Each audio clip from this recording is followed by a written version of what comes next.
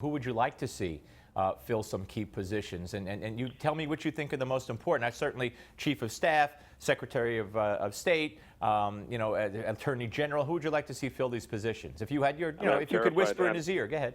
Well, I'm terrified to tell you because I think if I mention any of these names, they're going to be disqualified immediately. But on the other hand, you can just pass them on and say it wasn't for me, that it was your idea. There you go. I mean, I think they are considering Reince Priebus, the head of the Republican National Committee, as Chief of Staff. It's a little unusual to bring someone who's such a political background in, but he's done a good job. He bridges the Trump world and Paul Ryan world and other kind of Republican parts of the Republican Party. I think you could do a lot worse than having someone there, maybe for the first 12, 18 months to kind of get the thing off to a good start. He's going to need some victories early on. He's going to need to work with Speaker Ryan, with Mitch McConnell, with some Democrats, too, incidentally, in Congress, and win some things. Any new president, I've been around Washington a little bit, it makes a huge difference. You start off with a couple of victories. It gives you a certain kind of certain momentum.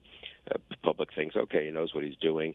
You don't want to pick a fight. Even if you believe so strongly in something, you don't want to pick a fight that's going to just run aground. He's going to have very important Supreme Court appointments. Having someone who conservatives trust, but who really is a high-quality... Who do you trust? Like who?